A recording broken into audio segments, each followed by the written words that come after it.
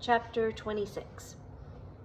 Morgan and Eli left Misawa behind, their path ahead illuminated by a line of villagers carrying torches and standing at the beginning of the barren grounds, where they would send them off. They had their own torches for when the villagers' lights dimmed, and Eric was with them. The squirrel had insisted on accompanying the kids, not because she was worried for their safety, or because she thought that Morgan was actually afraid of the dark, but rather she found them such good company. The barren grounds weren't as intimidating now that the white time had ended. It was a flat and uninhabited land that stretched far from east to west and appeared to lead right into the horizon. Upon careful inspection, Morgan could see the mountains to the far west, and it made her replay the last days of their journey in her mind. She tried to find the sequoia, a landmark for those memories, but wasn't able to. Ahead she could see the northern woods, like a thin strip of green Velcro, holding the sky and the land together. "What's to the east?" Morgan asked. She could see nothing in that direction. It was as though the barren grounds kept going, right through, until hitting the sky. "Aski," Eric answered simply. "Yeah, but what if we were walking through a field where you live, and I asked you what lands were to the east?" Eric asked. "Ontario, I guess," Morgan said. "And is that all?" Eric said. "Well, no, the whole world is after that until you come right back to Winnipeg." "Well," Eric said, "the whole of Aski's to the east.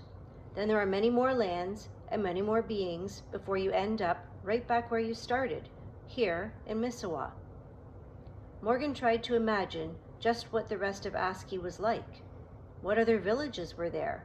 And what other creatures? Had any other humans gone anywhere else in this world? And were they still here? "What are you thinking about, Esquasis?" Eric asked. "Nothing," Morgan said. "Just now that we have time to breathe, all of this is sinking in. This place, it's real. And now we have to leave." "You said that a week here might be an hour or so back in your world, right?" Eric asked. "Yeah," she said.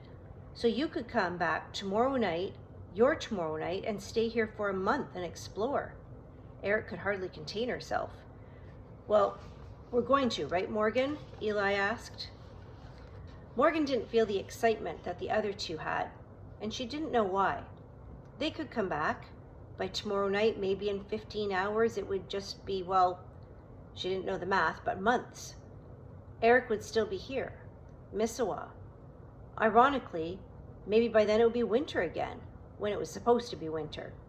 She didn't know why she felt upset, until she said, "I just don't want to forget what happened." "Do you remember those pictures across the walls of the council hut?" Eric asked. Morgan did. "Yeah, they were like wall paintings, the way people used to communicate before we had words." She could picture them, simple, dark ochre paintings that formed something completely beautiful. "Why do you think those pictures are there?" "Well, they're stories, aren't they?" Eric nodded. "They tell the story of this place, of Misawa, so that our history is never forgotten."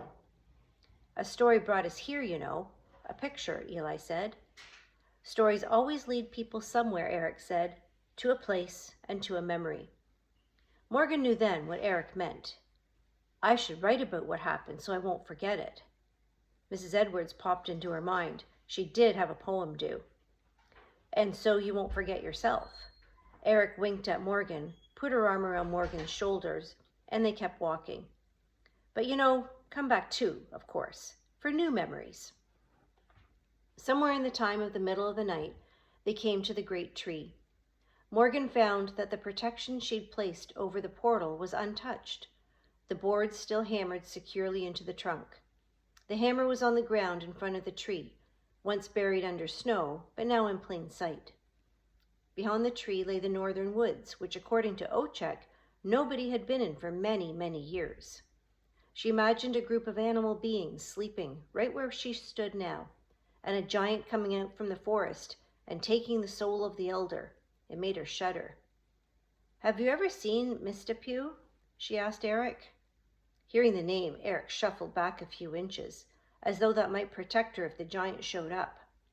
I think if I had seen it, I wouldn't be here with you today. And she added, I prefer not to see it ever if I have a choice in the matter. You know, Mistapu is in our world too, Eli said. Well, tell it that I said hi, Eric said. Seriously? Morgan asked Eli. Like, you don't mean a grainy video from 1,000,000 miles away, right? You mean actual real live, Mistapu? People in my community have seen it, Eli said. I thought those were just legends like in books, Morgan said. Like there's no such thing as... Oh, wait. Are there talking lions here? Eric nodded. Okay, strike that. I guess what I mean is I haven't seen Bigfoot in Katie and James's house the last 2 months. And there aren't sightings in the city. So how do they get all the way through the city into the woods? Never mind the attic. Eric leaned back and looked at the sky thoughtfully. Do you think this portal is the only one? Interesting. Morgan's head jerked towards Eric. What? There are more? Well, I mean, anything's possible. Eric peered into the darkness of the thick, ancient forest. Nobody has been in the northern woods for generations, so who's really to say? Ever since the elder soul was taken? Eli asked. Ehe, Eric said, and they never even made it to the woods either. There are no stories of Pisisquawak that have. Now that would be an adventure, wouldn't it? Morgan asked. Be my guest, Eric said. I'm perfectly happy right here.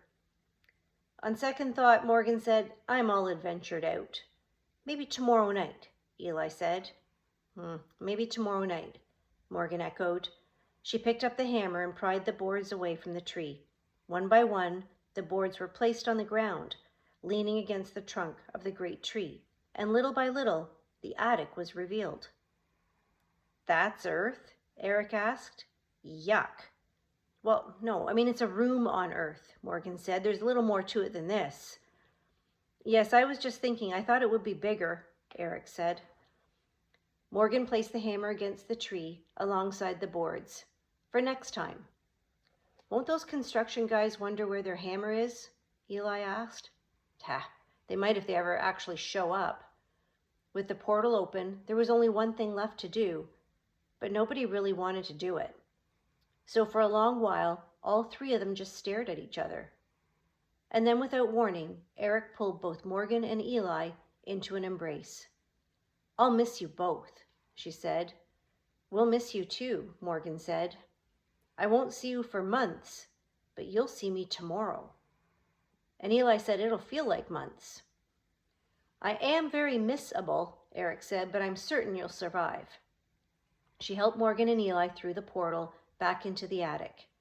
The attic had dried out, and there was no reason to worry that the cold would creep into their foster parents' bedroom. It was probably warmer in the attic than it was outside. Outside in Winnipeg, maybe not in the North Country. But why is it all dried out? Morgan asked out loud. It's been the green time for what, a day? Wouldn't that be like only 10 or 20 minutes on Earth? She rubbed her feet against the plywood floor just to make sure she wasn't imagining it, and then bent down and touched it, and it was dry as a bone. There must be a space around the great tree, including your little room, where our times intersect, Eric said. It's probably why I'm not moving 10,000 miles a minute right now in your eyes. That's so weird, Morgan said. It was true, though. Eric was on Aski, she and Eli were on Earth, but they were all in the same time. If that's the case, Eric said, we could just sit here and chat forever if you wanted. But they really couldn't. Even if the attic was on Misawa time, by the light coming in through the crack between the door and the floor, Morgan could tell that the sun was rising. Morning was coming, whether it was Misawa or Earth time, and that meant Katie and James would be up soon. We will see you again, right? Morgan turned back towards Eric. Oh, I know you will, she said. How? Eli asked. Call it a hunch, she said. Now I'd best be off. Misawa might fall apart if I'm away for too long, you know. Eric blew them each a kiss and then scurried off on all fours. Morgan and Eli watched her go until suddenly she darted out of view. Morgan pinched the corner of the drawing. Do you want to, or? No, Eli said, you can. Morgan nodded, pulled the paper away from the wall. In an instant, Askew was gone. The two of them inspected the drawing. It was new, just like the last time it had come off the wall. The barren grounds were dry and uninhabited, but across them, in the distance, you could see Eric on her way to Misawa. You could see the forest, lush and green and alive. You could see the village. And finally, you could see a line of lights in front of the collection of longhouses. All the animal beings, with their torches raised, seeing the humans home.